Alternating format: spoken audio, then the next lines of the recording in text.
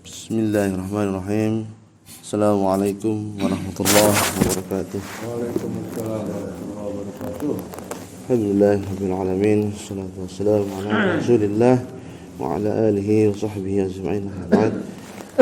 Pertama-tama marilah kita selalu senantiasa memanjatkan puji syukur kehadirat Allah Subhanahu wa taala yang telah memberikan kita begitu banyak nikmat yang tidak bisa kita hitung. Wa in ta'uddu nikmatallah la tuhsuha. Kalau seandainya kita hitung-hitung nikmat Allah ini, maka tidak akan pernah kita mampu menghitungnya. Terutama nikmat iman, nikmat Islam yang masih ada dalam diri-diri kita. Dan mudah-mudahan Allah tetap mengistiqomahkan nikmat iman dan nikmat Islam ini sampai nanti kita bisa bertemu dengan Allah Subhanahu wa taala. Salawat serta salam kita aturkan kepada baginda Nabi Muhammad sallallahu alaihi wasallam, para sahabat, keluarga dan para pengikut beliau hingga akhir zaman. Mudah-mudahan kita termasuk pengikut yang setia dengan pengikut baginda Nabi sallallahu alaihi wasallam. Amin. Baik, kita buka lanjutan bacaan kitab Kifayatul Akhyar ini dengan sama-sama melafazkan al-basmalah. Bismillahirrahmanirrahim. Ini insyaallah terakhir di bab niat wudu. Ada 2 paragraf, mudah-mudahan bisa kita habiskan langsung sehingga kita masuk nanti di ghuslul wajhi, yaitu membasuh muka. Jadi nanti di kitab ini dibahas mana yang fardunya wudu. Ini yang dibahas pertama, yaitu fardu pertama itu niat. Kemudian fardu yang kedua itu ghuslul wajh, yaitu mencuci muka. Kemudian wa ghuslul yadain ma'al mirfaqain. Dan seterusnya nanti ada juga nanti sunnah wudu. Setelah kita selesai membahas tentang fardu wudu, wajib yang wudu. Kemudian kita lanjut di syartun niyah, itu syarat-syarat niat. Yang pertama itu yang selanjutnya ini adalah al-jazm, yaitu kemantapan dalam berniat. Jadi tidak ragu-ragu. Jadi harus niat itu harus jelas. Niatnya harus jelas. Jadi tidak ragu-ragu. Kalau seandainya ada 2 kasus di sini, falau syakka fi annahu muhdisun fatawadda'u muhtatan.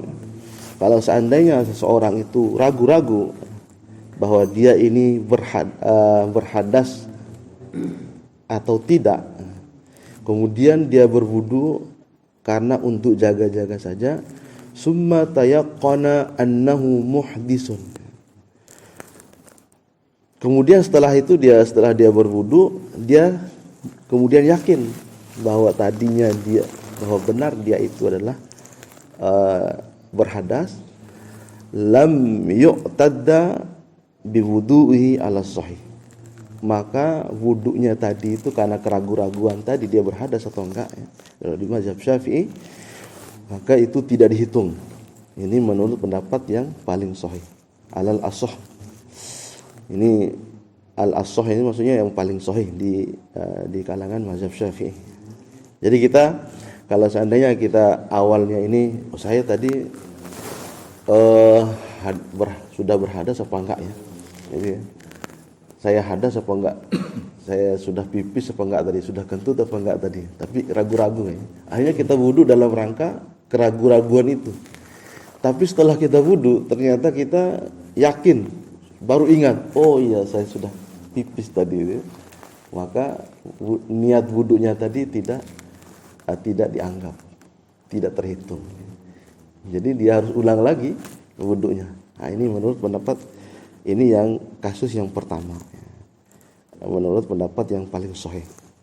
Li'annahu tawadda'u mutaraddidan, karena dia wudunya tadi atas dasar keraguan-raguan, tidak atas dasar jazm, keyakinan yang mantap gitu. Makanya syarat niat itu harus mantap ya. Mantap niatnya itu. Karena kalau ragu-ragu ternyata dia benaran hadas ya, maka niatnya tadi adalah keragu-ragu, bukan untuk mengangkat hadas, maka wudunya itu tidak dianggap, tidak diperhitungkan.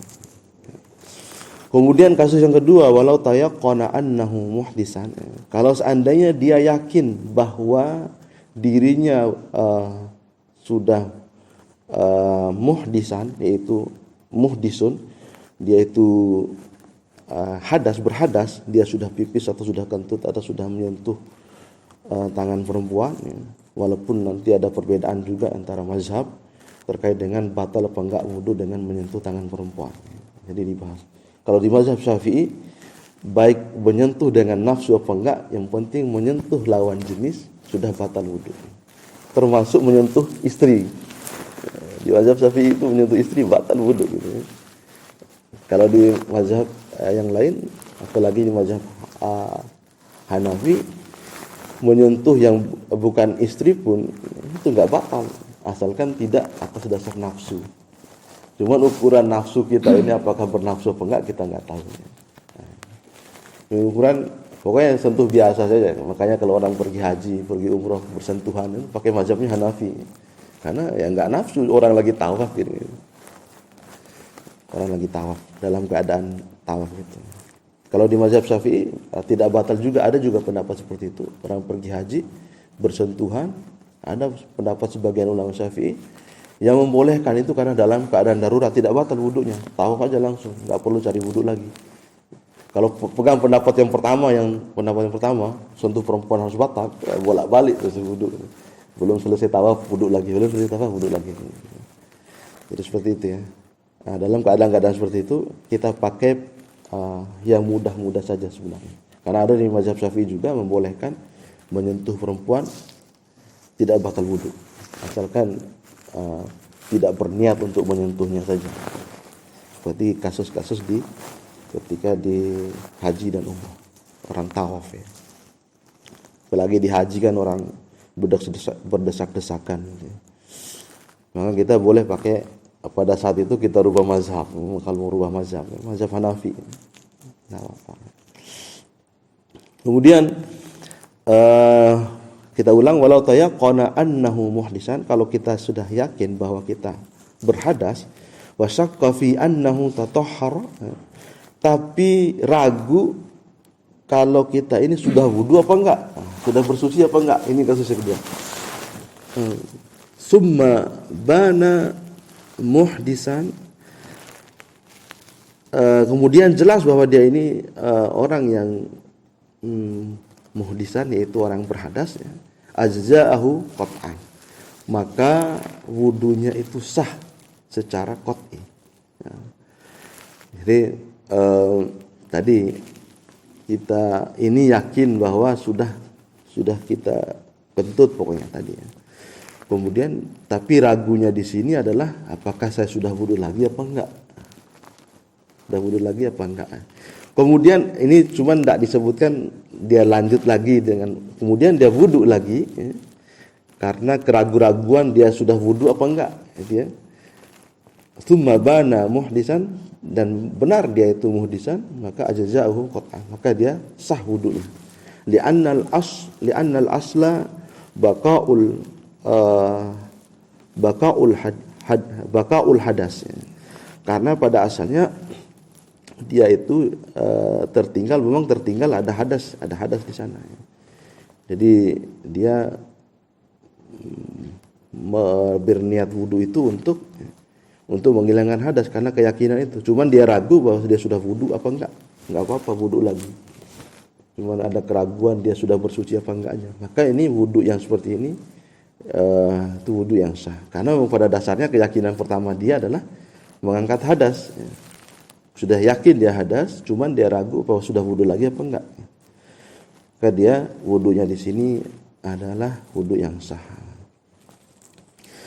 fala yadurru taradduduhu ma'ahu, maka tidak ada masalah untuk tidak ada masalah dengan keraguan-raguan yang tadi. Beda yang pertama tadi, ragu bahwa dia ini bahwa dia hadas apa enggak. Kalau ini sudah yakin dengan hadasnya, cuma ragu belum sudah suci apa enggak, sudah berwudu apa enggak, lupa wudu. Kalau yang kedua ini, maka tidak ada masalah dengan keraguan yang pertama tadi, kasus yang pertama, maka itu bermasalah karena dia berwudu atas keraguan dia hadas apa enggak, dan ternyata dia hadas. Kemudian keraguan yang kedua, dia ini sudah bersuci apa enggak, nah, itu ya. Maka niat keraguan yang kedua ini tidak ada masalah karena tidak lepas dari asal dari kita tadi sudah yakin bahwa kita berhadas ya. Kemudian wa qawiya janibal niyah bi aslil hadas. Jadi semakin kuat sisi niatnya tersebut karena asalnya kita adalah hadas. Bi khilafil suratil ula, beda dengan kasus yang pertama tadi. Wallahu a'lam. Inilah adabnya dari para ulama, selalu setiap memberikan kaidah atau matan kaidah tetap mengucapkan wallahu a'lam. Jadi tetap menyerahkan kebenaran itu kepada Allah Subhanahu wa taala. Kemudian paragraf yang terakhir, walau kana yatawaddau fanasiya lu'mata fil marratil ula. Kalau seandainya kita berwudu itu kemudian lupa atau tidak terbasuh di bagian pertama, di basuhan pertama maratil ula, di bagian-bagian kecil, misalkan muka yang harusnya ternyata hidung enggak kena misalnya, itu sedikit.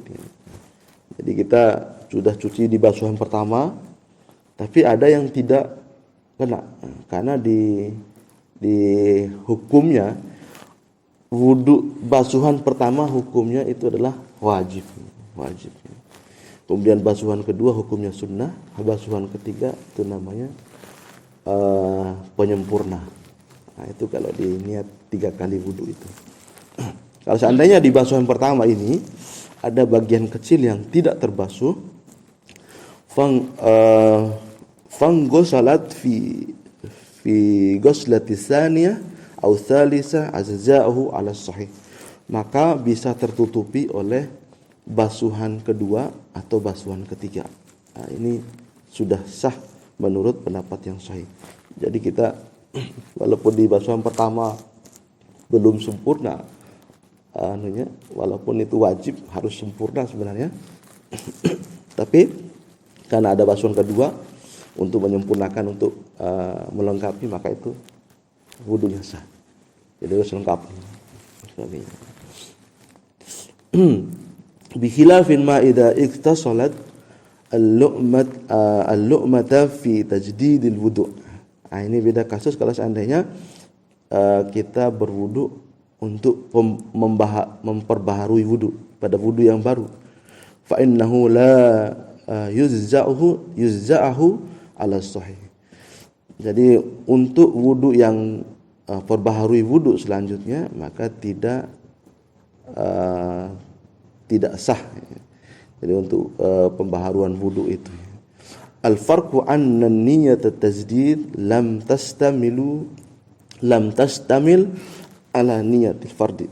Maka karena niat di pembaharuan wudu itu tidak mengcover, tastamil itu mengcover ala niyatil fard, pada niat wudu yang pertama tadi, yang fardu, yang wajib ya.